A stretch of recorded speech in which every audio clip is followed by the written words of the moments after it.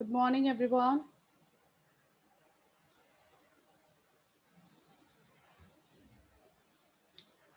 Okay, so we are advancing towards the last topic of our unit as well as our syllabus. So, the name is linear transformation. What I will tell you is we are already familiar with linear transformation. If you remember, when we discussed Laplace transformation, then I told you that Laplace transformation is a linear transformation, right? Because it was satisfying certain properties that if you find Laplace transform of two functions, fx plus gx, then this is going to be Laplace transform of fx plus Laplace transform of gx. And similarly, you also remember, if I multiply with any scalar inside and then I have to find its Laplace transform, then we simply take the scalar outside and then find the Laplace transform. So this is what we mean by linearity. We already have done an example of linear transformation, which was Laplace transform. So now I will give you a general definition that what kind of transformations can be linear, right?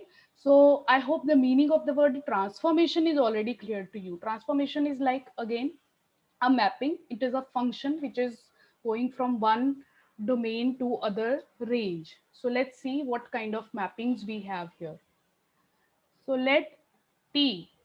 So the standard conventional notation used for linear transformations is this capital T. So let capital T from U to V. So this is be a mapping. Mapping means it's a basically a function from vector space U to vector space V. So it's going to be a function between two vector spaces. Both of the vector spaces can be same also, they can be different also. But in general, we will take the definition to be different vector spaces. Then T is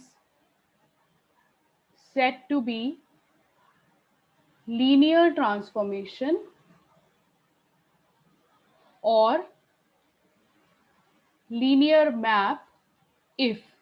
So if it satisfies certain condition. What are those conditions? T of u1 plus u2 is same as T of u1 plus T of u2, and T of alpha times u is alpha times T of u, where u1 u2 belongs to the vector space u, alpha belongs to reals, alpha is a real numbers, and u is also belonging to the vector space u, because T is acting on the elements of vector space u, right?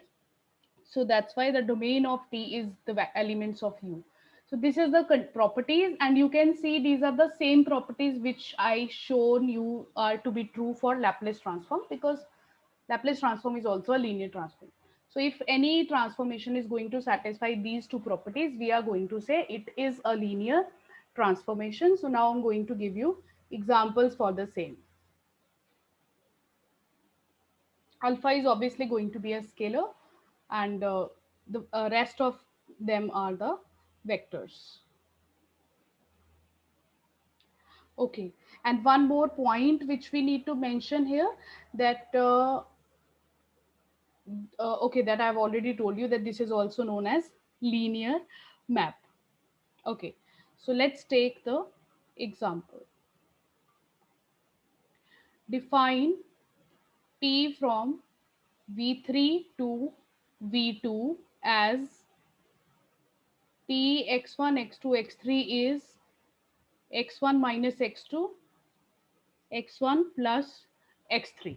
So I'm giving you an example of a transformation, and then we will show that this is a linear transformation. Okay, so as you can see, it is between two different vector spaces v3 to v2. So that's why it is acting over a three tuple. So this element is a three tuple, but the image is a two tuple, because it is mapping the elements to two-dimensional vector space.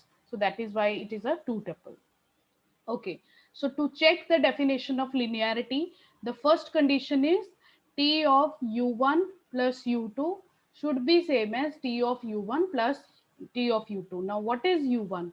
u1 is any element of V3 and u2 is any element of V3.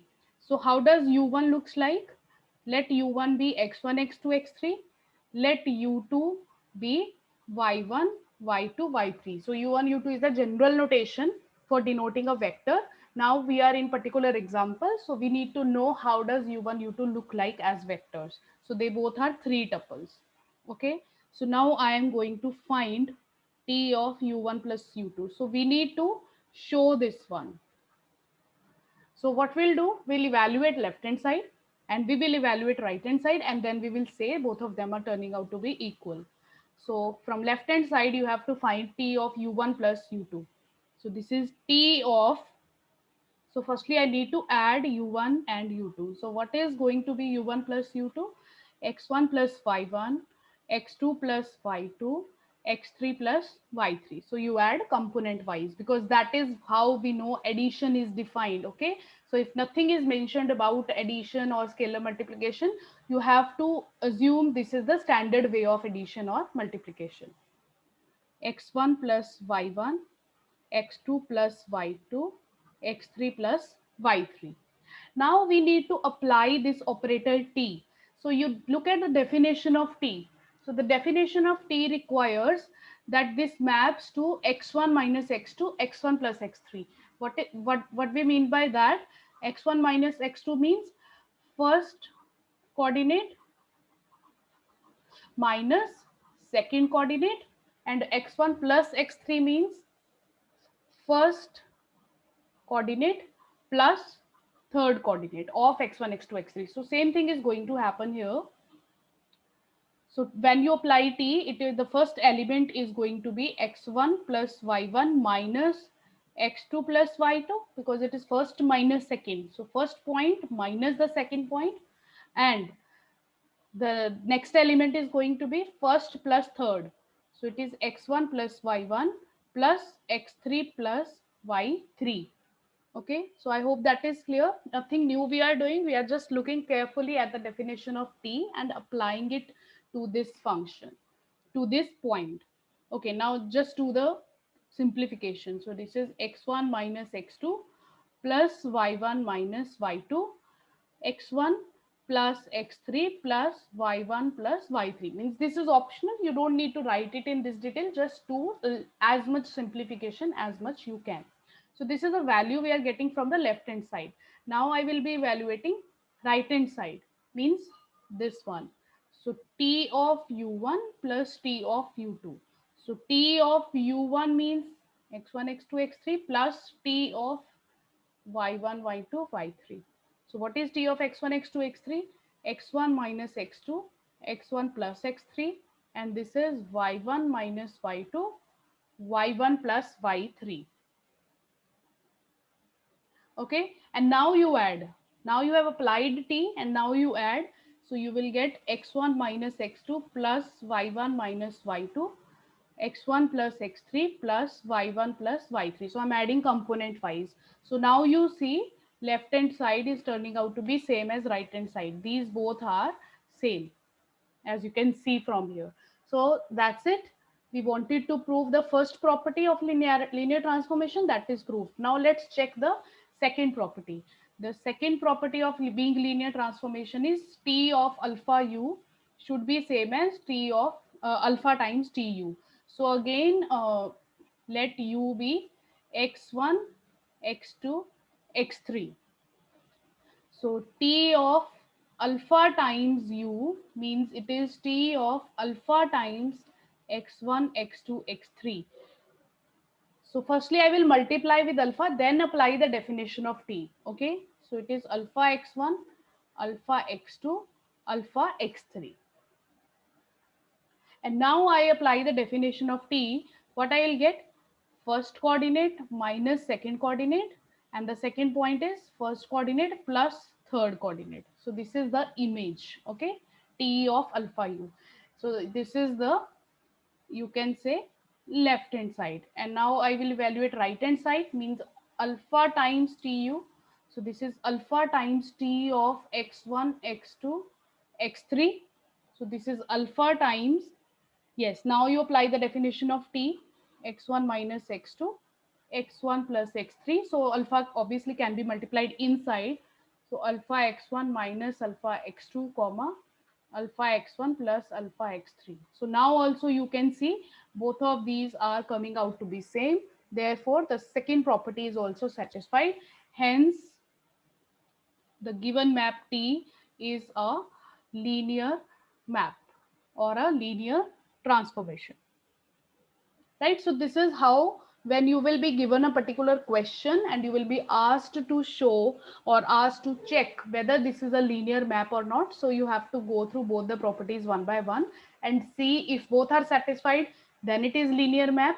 But even if one of them is not satisfied, then no need to check the other one, we will say it is not a linear map.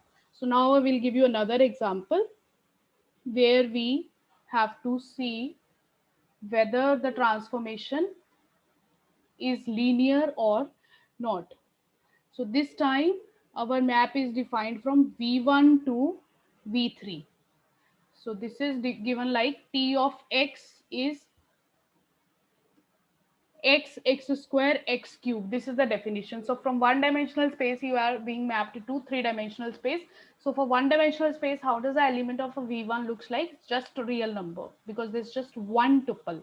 So it's t of x is being mapped to x square x cube, because all the three coordinates have to be generated from x only, because there is no other information about y or z. It's all about just x only. So you are given the map like this. So now we need to check linearity. So what is the first property? That t of x plus y should be same as t of x plus t of y. Again, you can use your older notation. T of u1 plus u2 should be same as t of u1 plus t of u2. So I am taking u1 is one element which is x, and u2 is another element which is y, because u1 and u2 are supposed to be elements of v1. So they have to be x and y. So your left hand side, t of u1 plus u2 is t of x plus y. So when you apply t, now you look at the definition of t. What it is doing to x? The first coordinate is x, the second coordinate is x square, the third coordinate is x cube. So what should be the answer here? The first coordinate is the same point, x plus y. The second coordinate is the square of that, and the third coordinate is cube of that. So this is the only thing you have to learn in this, that how to apply the definition very carefully. So just learn that technique and rest of the things are going to be easy. So t of x plus y is x plus y square, x plus y cube. Now you don't need to simplify it further, okay? So this is the evaluation of the left hand side. So right hand side is t of u1 plus t of u2, that first you apply t and then you add. Okay, so there is a difference. So t of x plus t of y. So t of x is x square x cube, and t of y is y square y cube. And now you add. Okay, so first coordinate will be x plus y, the second coordinate will be x square plus y square, and the third coordinate is x cube plus y cube. So now you tell me, are we are getting same answer from both left hand side and right hand side?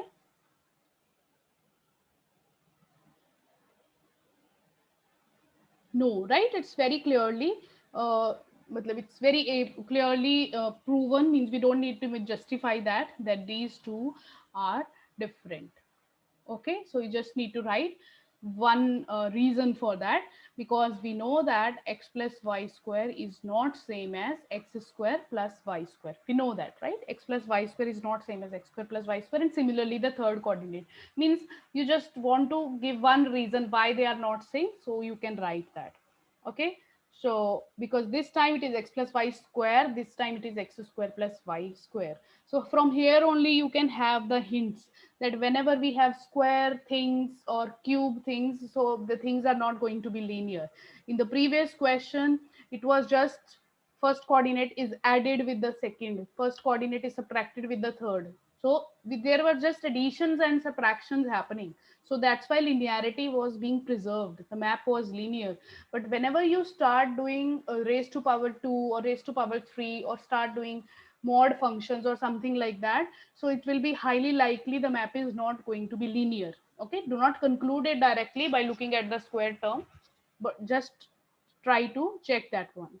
So this is not clearly linear. So left hand side is not equal to right hand side. That is T of u1 plus u2 is not same as T of u1 plus T of u2. Therefore, T is not linear. Now, no need to check the next condition. Okay.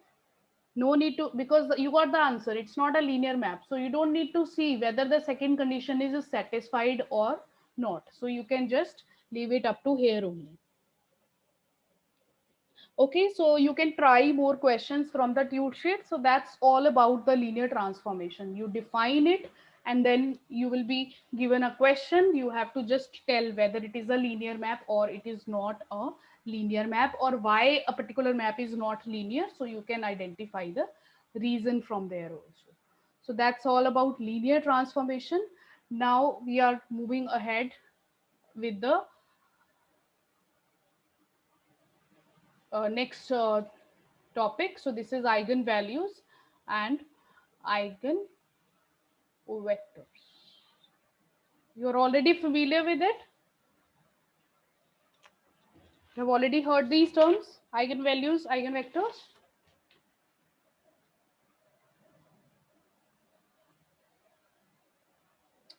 Okay, yes, Tanmay, if one condition got satisfied, second condition fails, in that case also the map is not linear, okay? We are not bothered about which conditions are satisfied. So even if one of the condition fails, we will say the map is not linear. There is a possibility that yes, one can satisfy, other can fail. Okay, so if you're not familiar with it, so let me explain to you in that way. So what are eigenvalues? So let me give you the definition first, then I will explain. If A is a square matrix of order n cross n, then the value of lambda satisfying Ax is equal to lambda x are called eigenvalues of A, where x non-zero is called eigenvector associated with eigenvalue. So this single definition is giving you the meaning of two terms, that if you want to find eigenvalues of a system or find the eigenvectors, so then you have to solve this system, that A is acting like a transformation here, right? So this matrix A is acting like a transformation, that when you apply this transformation to this vector x, so x is any vector from the vector space, any general vector from vector space, not a particular one. You, or you, in matrix sense, you just understand it this way, that when a matrix A is being multiplied with a vector x, and if you multiply that vector x with some scalar, if they turn out to be same, means if this equation has solutions, if there exist these kind of lambdas, lambda is going to be a scalar, right? Lambda is going to be a scalar. It's not going to be a matrix. It's not going to be a vector. It's going to be a scalar. So if there exist these kind of scalars such that this equation is satisfied, then those values of lambda are known as eigenvalues, and the vector x is going to be knowing as eigenvector. So I will explain you that why this is non-zero has been taken, right? So I hope the definition is clear to you, because this is when we will do the questions, then it will be better clear that how to find eigenvalues and eigenvectors, but this is just the definition. Now the point is why we need to find. So there is a reason of doing these kind of questions. This finding eigenvalues and eigenvectors has huge applications in other fields, especially computer science and Even if I tell you the famous example where this has been used on a very you can say extensive scale. So this is Google page rank algorithm. So the way you see Google pages appearing on the top of each other, which page is being cited as the topmost page. So whenever you search anything randomly on Google, so you see order of pages coming. So there has been lot many factors involved in ranking, right? That which page is going to be appearing on the top. But the very first algorithm, which was invented by these founders of Google search engine, so they used this concept of this mathematics behind the eigenvalues and the eigenvectors. It's a long detailed calculation that how they use it. So that we can say for some time later we can discuss that. Right now just for the application point of view, I'm telling you that we do have many applications of eigenvalues and eigenvectors. They do have applications in Markov processes. You will study these kind of processes as you proceed in your years. They do have examples in RLC circuits, differential equations, because later on, when we have the system of differential equations also, then also they get being transformed into the linear system. And once you have linear system, so the solutions are found using eigenvalues and eigenvectors. So if you ask me why we are doing this, so these are the answers for that. And now we need to know how we are going to do that. If I am given a question, find the eigenvalues or eigenvectors, then what we have to do. Okay. And one thing which I was telling you is why this x is non-zero, right? Why this x is non-zero? Because if x is 0, right? 0 means 0 vector, okay? A into 0 is lambda into 0. So this is obviously always going to be true. If x is a 0 vector, then you can give me any value of lambda. This is always going to be true. You can give me any random matrix. Any random matrix multiplied with a 0 vector is going to be a 0 matrix only. Any scalar multiplied with a 0 vector is going to be giving me 0 vector only. So this will be trivially satisfied. So no point of looking that kind of system. It's the same thing, just the way we say that the homogeneous system is always having zero solution. That x is equal to 0 is always a solution. What we are interested in, does there exist a non-trivial solution or not? So similarly here also, we are looking for those values of lambda which satisfies this equation in this condition that x has to be non-zero. Okay, so this is the reason that why this x should be taken as non-zero. Now let me explain you that how this is going to happen. So A is a square matrix. Its order will be n cross n. X will be n cross 1. And so what should be the whatever will be coming here, what will be the size of that matrix? N cross 1. When you multiply, so you will get a vector which is n cross 1. And similarly lambda is just a scalar, x is n cross 1. So that's why whatever you are getting is going to be n cross 1. So I'm just justifying mathematically that this is a well defined operation. Mathematically you can multiply a matrix with a column vector with a vector, and similarly you can multiply a scalar with a vector. On the both the sides you are going to get a vector only of n cross 1. And then we have this information that these eigenvalues or vectors, they are also called characteristic values or characteristic vectors, right? So that's another name for them. Now we are proceeding towards how to find this. So we have to find using definition only, right? Now you cannot do hit and trial. You cannot, out of the infinitely many real numbers, you cannot just put in the numbers here and check, okay, for what values of for what values of lambda this is satisfied. You will be given the matrix A. What we will be given in the question? Only the matrix. We need to find lambda and x both, eigenvalue and eigenvector both, such that this relationship is satisfied. So now let's see how to find that. So if I shift this to this side, so it's definitely true. If I subtract lambda x on this side, it is going to be a 0 vector. So this is a bold 0. If I take x common, because x is being just multiplied with both of them, so I can take that as common. So it should be lambda into I, because I cannot subtract, this is wrong, right? Because this is a matrix of n cross n order, this is just a scalar. Scalar means 1 cross 1, right? So I cannot do the subtraction. Only those two matrices can be added who are having exactly same size. So for this to be true, what I need to do is I have to multiply lambda with identity matrix, which is I n cross n. So you will see these two are both going to be same. Means if you have a matrix and you are multiplying it with a vector, minus lambda times a vector is say 0 0 0, something like that, then this vector, say it is x y z. So if you take x y z common, and then inside the bracket this will be a matrix minus, you cannot write a scalar, it will be multiplied with the identity matrix of the same order, n cross n. So this mathematically will be equivalent to this one. This you can check on any example that why they are equal. Okay, so this is going to be 0. Okay, so let me now just call this b. B is a minus lambda I. I is the identity matrix of order n cross n. Now what is this? Can you relate with this?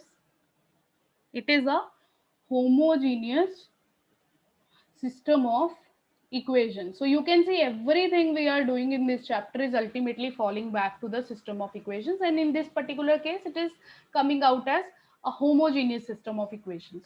So we know that a homogeneous system of equations has non-trivial solution if the determinant of b is going to be 0. Again, this point I have explained you many times, one more time explaining that if determinant b is non-zero, then what will happen, b inverse will exist, so you can multiply with b inverse on both the sides. In that case what you will get, only zero solution. So if you are interested for non-zero, non-trivial solution, so for that we have to have the determinant of this b should be 0. Now what is this translates to? What is b? A minus lambda I is equal to 0. So that is the method. Okay, so theoretically the equation is ax is lambda x. Now equivalently we have shown this is, say this is going to have a non-trivial solution if this is going to happen. So this equation is known as characteristic equation of matrix A. So directly we will be starting our question from here only, that what you do, you construct this matrix A minus lambda I and then put its determinant equals to 0. So from there you find the values of lambda. So let's do the questions, so then it will be clear to you. So I'm going to do a example in which you have to find eigenvalues and eigenvectors. Now how to find eigenvector, that I will explain in example only. So find eigenvalues and eigenvectors of given matrix A. So matrix is given to me. Let me just write that one.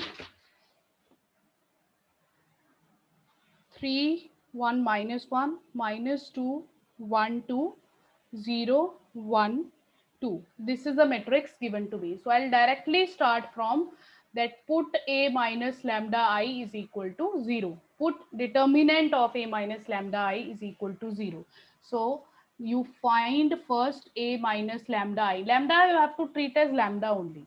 What is a minus lambda I? So this is 3 1 minus 1 minus 2 1 2 0 1 2 minus lambda times. So which order identity I should be taking? 3 cross 3, because your original matrix is 3 cross 3. 1 0 0 0 1 0 0 0 1. And now you do the calculations. So 3 minus lambda 1 minus 1 minus 2 1 minus lambda 2 0 1 2 minus lambda. This is going to be the matrix, because you can see when I will be multiplying lambda with identity matrix, this part, what it will be? Lambda lambda lambda, because rest everywhere I have zeros. So lambda is going to be multiplied with every number inside, but everywhere else we have zeros, only the diagonals we have 1. So the diagonal entries will be lambda, lambda, lambda. That's it. So every time it's going to be this. And when you subtract this matrix and when you do this subtraction, so you will see only the diagonal entries changing.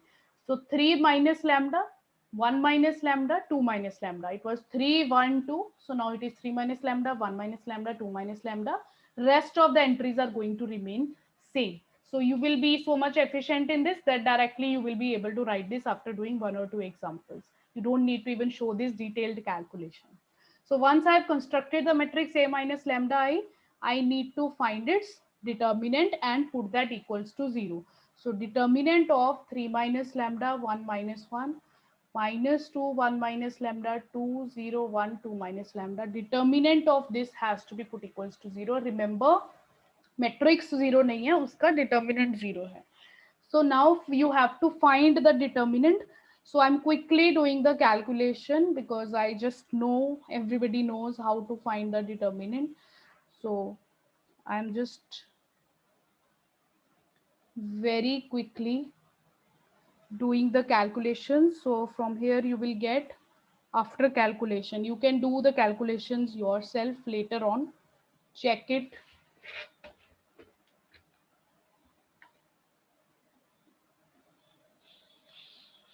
This is 6. So again 2, 3 minus lambda common. So minus lambda into 3 minus lambda plus 2 is equal to 0. So this you will get lambda square minus 3 lambda plus 2 is equal to 0. So it's going to be a cubic polynomial in lambda. If it is a 3 cross 3, so the resultant is going to be a cubic polynomial equation. If it is 2 cross 2, you will get a quadratic equation. If it is a 4 cross 4, you will get a biquadratic equation. Now what we want to determine from here, we want to find the values of lambda. So that means whatever equation you will get here, you need to solve that. So it may be now difficult for you to solve depending upon how much complicated equation you are getting. So here comes the real challenge. So whatever equation we'll be getting here, we need to find its roots. So try to do the calculations as simply as possible. So like lambda is equal to 3 is clearly one of the root from here, and this is a quadratic one. I can solve this one. So I'm getting other two roots are 1 and 2. So ultimately I'm getting 3 eigen values. So in general, when you will be doing any general example, so it may not be very easy to get the roots directly. So you can guess one of the root by hit and trial method, and after that you can find the rest of the two roots, because most of the examples you will be finding will be 3 cross 3 matrices. So you practice over that, how to solve this a cubic equation. So once you get eigenvalues, now we need to find eigenvectors. So eigenvector is not a general technique. So you have to find eigenvector associated with each eigenvalue. Because you see, what is your equation? Ax is equal to lambda x. So if I put lambda is equal to 1, so x will be different. If I put lambda is equal to 2, then this will have a different solution, right? So we need to find eigenvector associated with different eigenvalues.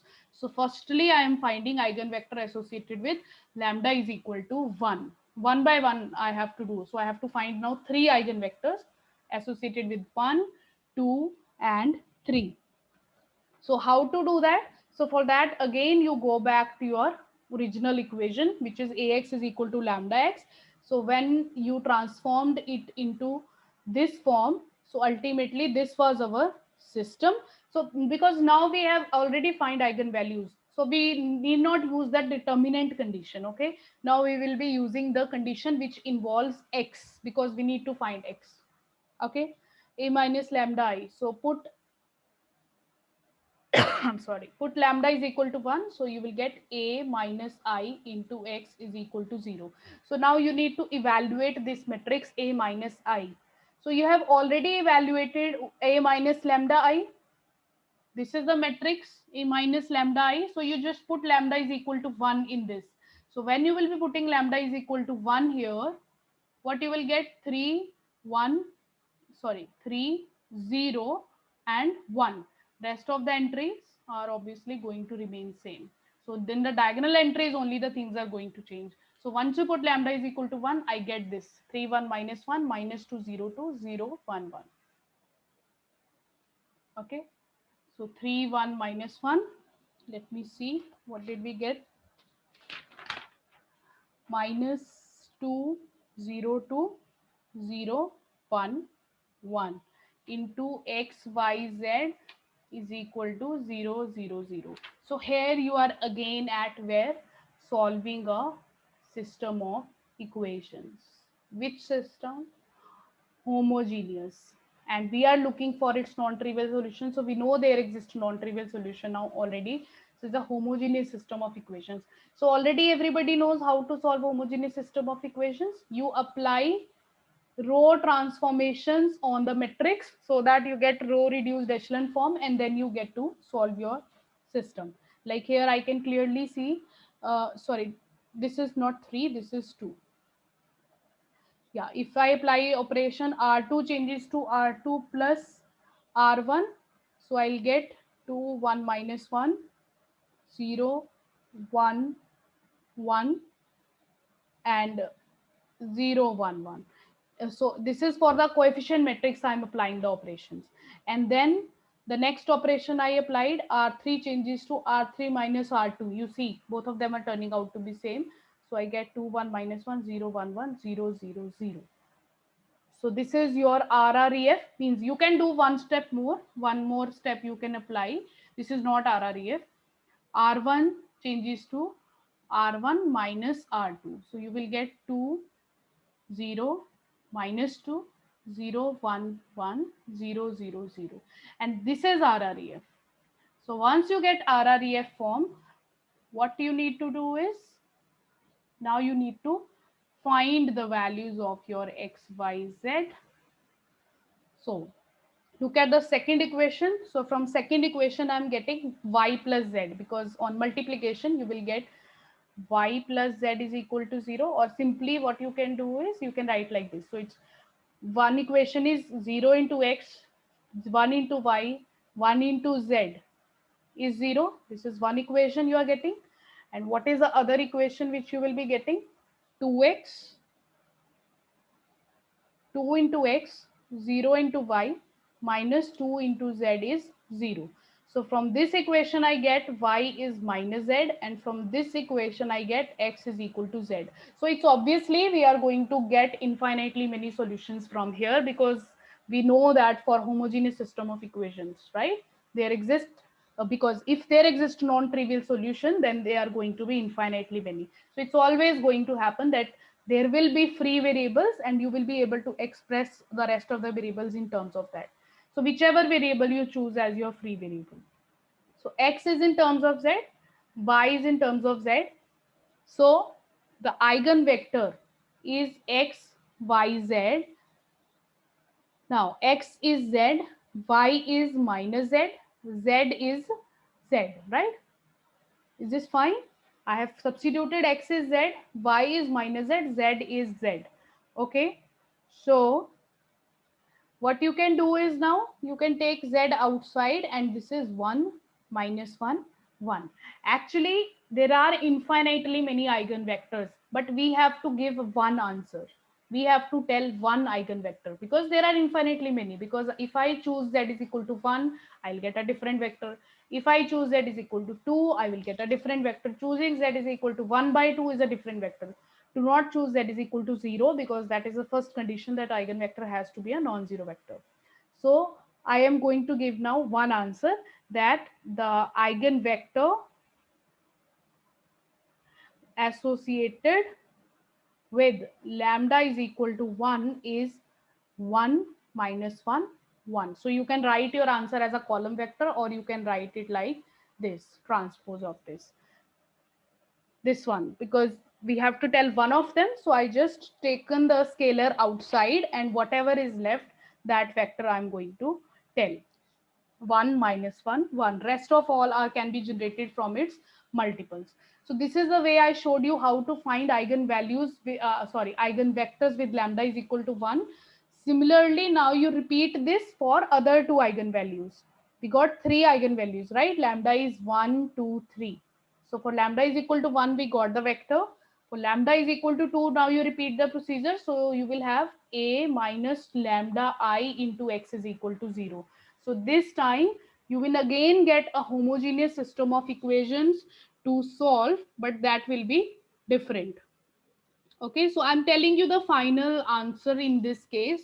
What will happen? What will be the final vector which you will be coming, which you will be getting here? X, Y, Z will be Z 0, Z. So it will be Z times 1, 0, 1.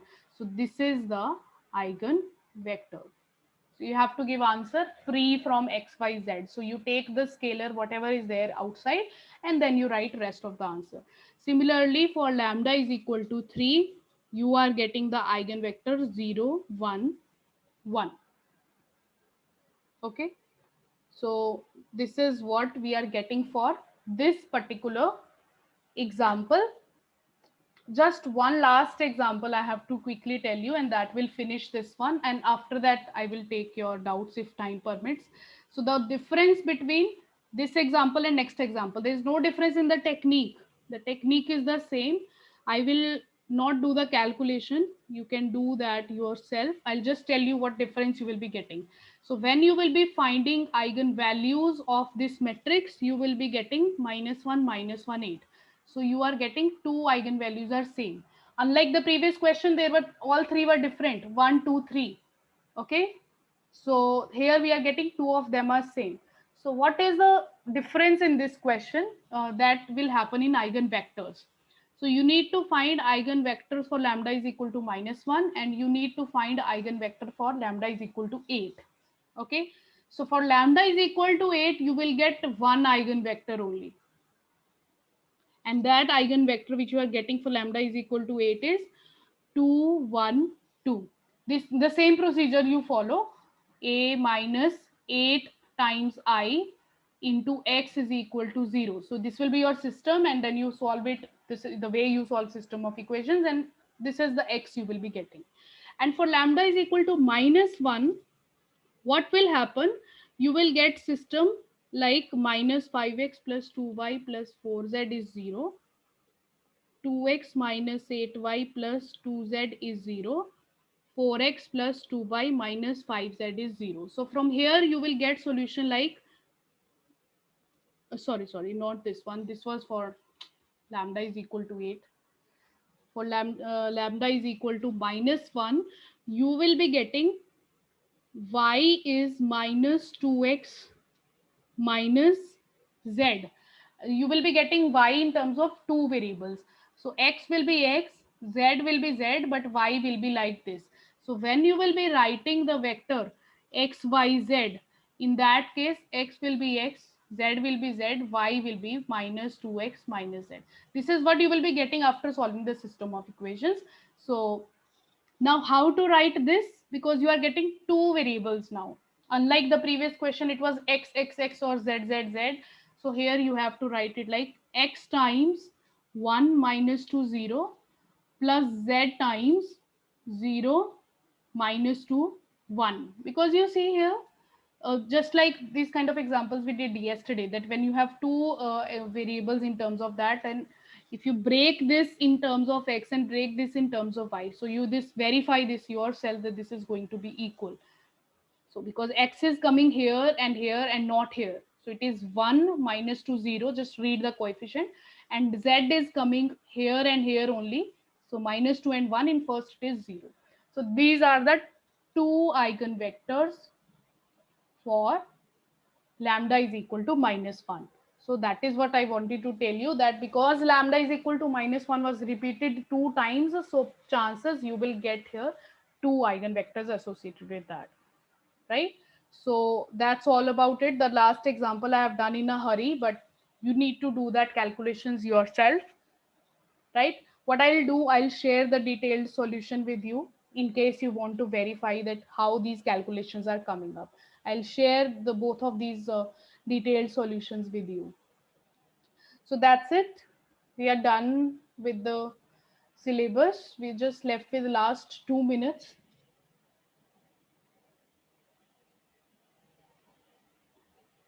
Okay, yes, Vidushi, you are saying the leading term is not 1. This is not RREF. That's okay. I agree. You can convert it into 1. Okay. Means, yeah, this is not RREF. That was my mistake. But actually, here we just need to solve the system of equations. So if you do not even completely convert into RREF, so that's okay. You ultimately need to solve the system. That's okay. It should not be called RREF. Ma'am जो last में दो vector आए हैं ma'am, उसके अंदर हम दो eigen vector की कह रहे हैं, वो एक्चुअली में तो इनफाइनाइट आइगन वेक्टर्स है ना? नहीं, इनफाइनाइट है, बट एक्चुअली ये वही बात है ना, जैसे हम कल बेसिस की बात कर रहे थे कि वेक्टर स्पेस इनफाइनाइट है, बट बेसिस में फाइनाइटली मेनी एलिमेंट्स होते हैं। तो ये एक्चुअली बेसिस है।